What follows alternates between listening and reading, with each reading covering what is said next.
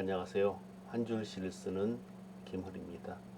오늘 여러분께 들려드릴 시는 의심이라는 한 줄 시입니다. 의심, 상상의 늪에 빠지면 칼날이 되는 흉기. 어, 수도관 배수관이 막혀서 물이 찔찔거리더라고요. 음, 봄은 좀 지났고 봄이 시작될 무렵이었던 것 같아요. 어, 그래서 이제 의심이 들잖아요. 지난 겨울에 수도 공사를 했거든요. 그래서 좀 부실 공사를 하지 않았나 하는 의심이 살짝 들었습니다. 그래서 긴 장대를 넣어서 강제로 좀 뚫어볼까? 이제 그렇게 해서 산에 가서 대나무를 이제 굵은 대나무를 쪄왔어요. 잘 나왔죠. 그래서 그렇게 넣어볼까 하다가 아니 흙무더기가 뭉쳤나 싶어서 그러면 장대로 해결될 수 있는 게 아니잖아요. 그래서 수도꼭지에 분사호스를 연결해서 천천히 밀어 넣었어요. 그리고 이제 물을 틀었죠. 그랬더니 뭔가 묵직한 것이 툭 걸려서 밀려 나가는 거예요.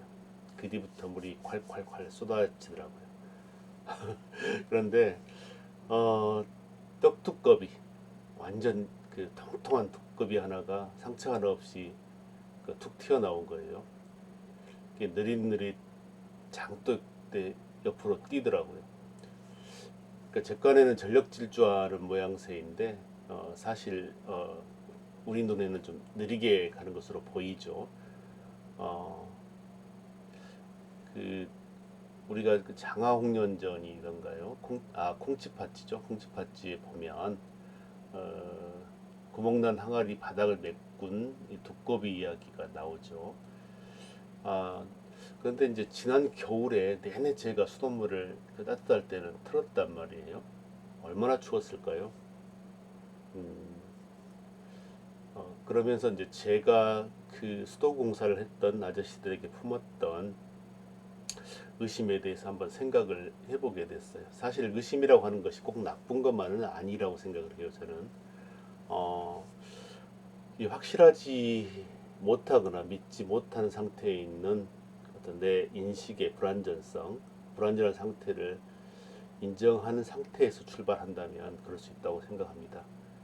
어, 왜냐하면 이럴 때 의심은 우리가 알지 못하는 세계에서 아는 세계로, 미지의 세계에서 인지의 세계로 나아가게 하는 원동력이 되기도 하죠. 그래서 이 의심이라고 하는 것은 상당히 용기를 필요로 하는 일이에요. 왜냐하면 세상은 늘 순종을 강요하거든요. 순종하고 복종하고 또 기존의 사회 질서에 맞추어 살라고 이야기를 하죠. 그래서 의심한다고 하는 것은 상당히 용기를 필요로 합니다. 어, 그 용기로 인하여 상상하고 추론하여 더 나은 상태로 나아가게 하게 됐죠. 어, 그런데도 불구하고 또 기존의 사회 질서는 그런 것들에 대해서 멈추라고 이야기를 하죠. 그래서 제가 아까 그 의심이라고 하는 건 상당히 용기가 필요하다라고 하는 말씀을 드린 거예요. 그러면 이제 세상에 의심이라고 하는 것이 꼭 그 좋은 의심만 있을까? 이런 생각을 해봅니다. 나쁜 의심도 있겠지요. 어, 상상하고 추측하여 억측하는 의심입니다. 어, 추측이라고 하는 것은 주관적으로 미루어서 짐작하는 것이고 추론은 논리적 이치에 따라서 미루어 짐작하는 것입니다. 그런데 의심이 칼날이 되어 상대를 찌르는 것은 용기를 내어 앞으로 나가지 못하고 상상하고 억측하는 데 머물러 있기 때문입니다. 억측이라고 하는 것은 근거 없이 제대로 상상하고 제 멋대로 상상하고 믿는 행위죠. 보고 싶은 대로 보고 또 듣고 싶은 대로 듣기 때문에 오해가 잡고 억지 주장이 난무하게 되죠. 자기 인식의 불완전성 사실상 그 사람의 인식이라고 하는 것은 완벽할 수가 없죠. 완벽할 수 없는 그 불완전성의 인간의 인식을 인정하지 못하고 늘 자기가 완벽하고 진리를 말한다고 생각하는 사람들이 많이 있죠.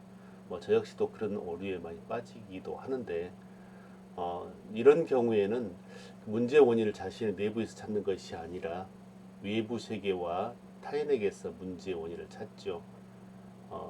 그러니까 이제 그런 경우라고 볼 수 있겠어요. 매사에 결단력이 없고 우유부단하고 이 결정 장애를 안고 사는 이 투덜이 수법부들, 이런 경우들이 있죠. 이런 분들이 억측을 하게 될 경우가 아닌가 하는 생각을 좀 해보게 됩니다.